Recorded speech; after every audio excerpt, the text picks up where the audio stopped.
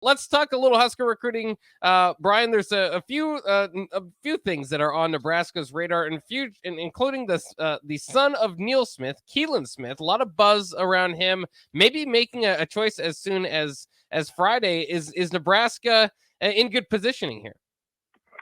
I think they are. I think it's been a really difficult road for Keelan, and I'll start back from, talking to him immediately following picking up the offer from Nebraska. I mean, it came from Mickey Joseph, and we know that everything then is kind of like, it's chaos theory from that point. Like, how does that offer then get reconnected to the current staff? And I actually reached out. It's like I was asking myself that same question, particularly like for all the kids that were like in the radius. And Keelan was a guy I reached out to in mid to late February, just to kind of see like, hey, are you still hearing from Nebraska? Like, we got you down as an offer. Like, and there were plenty of guys through Missouri and Kansas that had offers that had not heard from Nebraska. But Keelan was a guy, he goes, I just heard from Nebraska yesterday. I'm scheduling a trip for April.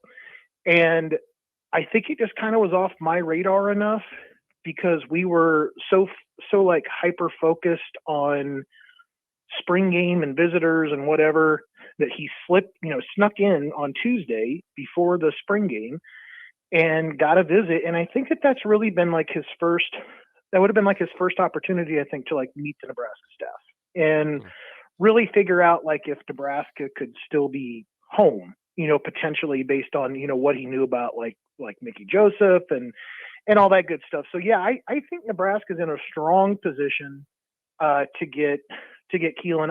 I do want to also pass along. I think his offer list is misleading. I think he has more. I think he has more offers than that. I'm pretty sure Iowa offered, and I'm almost fairly certain that last time we spoke that he had an offer from UCLA. So It's not just a 2-offer guy, getting some interest from some other schools. I'm pretty sure he was up to 4, D1 strong offers. And I think that he's probably going to be looked at to play some sort of an athlete, for Nebraska. I don't know if I'd even tell you that's on the offensive side of the football. I think Nebraska is going to keep all things potentially open with him because he's just a fun guy to watch on his huddle. He's just a really fun guy to watch. That's interesting. I'm glad you said that too, because I was kind of wondering where it kind of sat. It felt like, maybe this is just kind of a legacy deal because it seemed like he didn't have a position. It wasn't highly recruited, but to kind of get that information is good and kind of brings me up to date on him. Is he officially announcing Friday, or is there just kind of a buzz about that?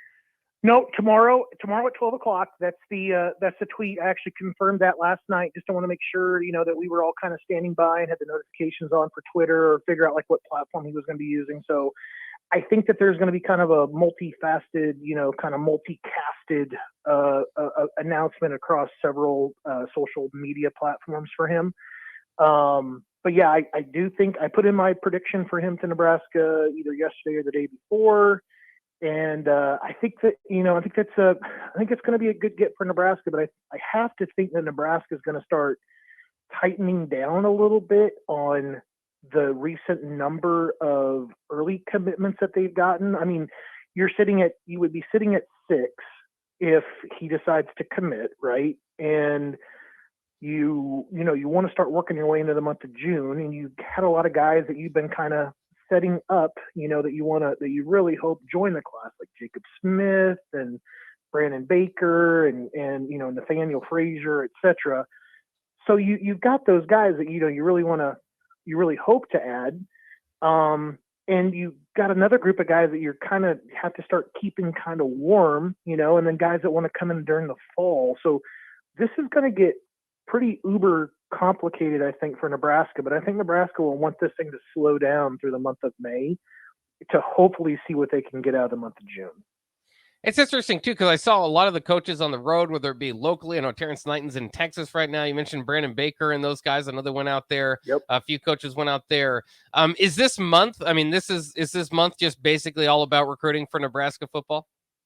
Yeah, there's a certain number of obviously of visits that they can make to these players. I think it's like 2 during this month. Head coach is not out on the road.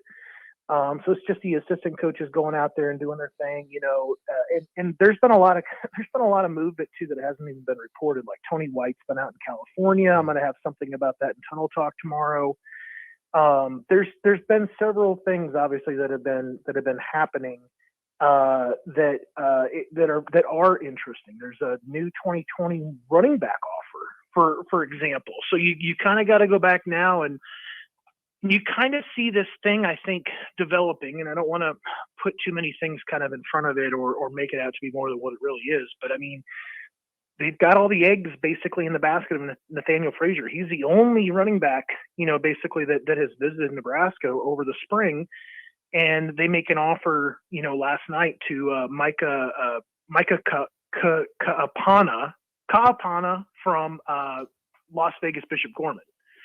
And yes, you kind of see like, hey, look, we want Nathaniel Frazier, but we need a running back. And then you got the number one guy in the class versus a guy that's another guy that you would definitely take, but it's just not the number one guy in the nation. So I think that there's going to be some really interesting things in how they're going to kind of have to balance out their board. Yeah, similar things seemingly kind of happening at the quarterback position. We all know, Nebraska's been all in on Dylan Raiola. Recently, there's been a lot of kind of talking in communication with Kamari McClellan. I guess a two-part question, just kind of, I guess the latest on both of those guys and what it means for Nebraska now to branch out finally and look at a different quarterback. Yeah, Nebraska was out there on Monday. So was Georgia. Georgia was out there. I think, they came out the whole entire staff minus Kirby Smart. I think they all showed up. And Nebraska was out there, Coach Satterfield and Coach Raiola.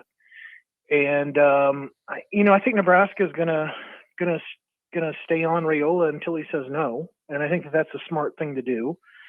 But I think Nebraska is also kind of thinking more long term. I mean, the quarterback position really has changed. I mean, I think that if you would have, asked this question back in February, or we did ask this question back in February, like, if you miss on Raiola, is there a absolute critical need to grab a guy in the 2024 class? I think the answer to that question was probably not, because you had 6 guys in the room that were all on scholarship. We kind of all agreed, I think, that things were going to weed out, like as we kind of got through spring and got closer to the portal, declaration time. So I now that you're down to 3, however, there's a pretty big hole and a pretty big need that has to be filled with the 2024 class. And that when I say class, it's like more like in the cycle. It's like, you can grab a high school guy, or do you keep looking into the portal, or are you looking across multiple things? I think you're looking across multiple things right now, and you're trying to figure out, what's the best thing to do for your team. So I think there's some options. I think that, Nebraska obviously feels good enough about Jeff Sims. And I think that they've got some guys on the depth chart after that they can work with. But I think that, from a numbers perspective, I think you're light there now. So it'll be interesting to see what happens. But I think that the McClellan visit is more about reestablishing the relationship that was there between McClellan and Coach Satterfield when he was at South Carolina, because he was being recruited very heavily by the Gamecocks when Satterfield was there. Now that Satterfield has changed locations, it's more like, hey, come out here. Obviously we're good, but let's talk about now my new digs and my new setting, and have you take a look around and see what this place is all about.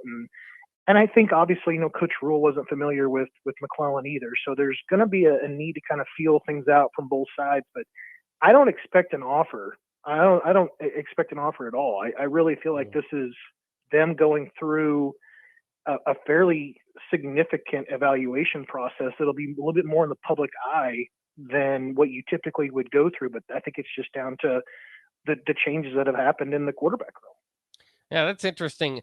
Between Raiola and I guess McClellan, maybe you can kind of update us on what type of player he is. But I think one thing that's kind of interested folks is that the quarterback room that is left, the 3 players that are left, are dual threat quarterbacks. Dylan Raiola, not necessarily in that category. Is McClellan, and do you think that's going to be pretty much what the type of quarterback they go after, unless it's a guy like Raiola that's so highly touted? I think that that's going to be the case. Obviously, I mean, I think the big thing that kind of still stands out there is that they're all still kind of throw first guys.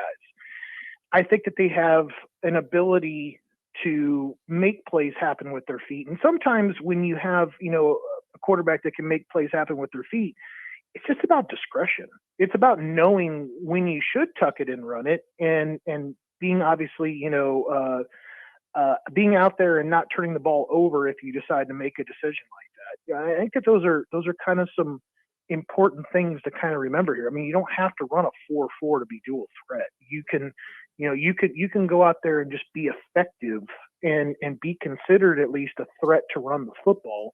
But I think Matt Rule and Coach Satterfield's offense still will depend upon the quarterback to still be a throw first guy that has the ability to run the football. But I think Raiola is he's a baseball player as well. He's gonna be a good athlete. He's just not the kind of guy that you want living running the football like that, because you're putting a lot at risk. And I think it's one of those things that's just like you don't want to have to go ahead and put your guy there in that bad situation, because the injury factors playing in the Big Ten is tough.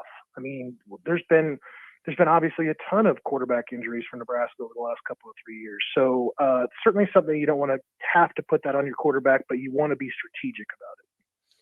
All right, before we wrap it up, like we said, the Neil Smith, son of Neil Smith, Keelan Smith announcement tomorrow. Anything else kind of on the peripheral for Nebraska football recruiting, what we're looking at in the next couple of weeks? I would just pay attention to what's happening now on the road. I think we're going to start hearing more and more about official visitors. They're going to want to start setting things up. I think you're going to also find out some of the guys are a little bit more interested in coming back for a game in the fall. I think that's going to be something that's going to come up. You have Melvin Laster, that came in earlier in the week. There might be another guy or two slipping in here pretty quick, but I think that we only know about 3-4 official visitors, I think, so far for the month of June. I think that those dates are going to start getting scheduled here very quickly. All right. He is Bryan Munson of Husker Online on 3, a great impressionist and also great at giving us an update on Husker recruiting. Thanks for joining us once again, Bryan. Have a good day, guys. We'll see you. All right. There he goes.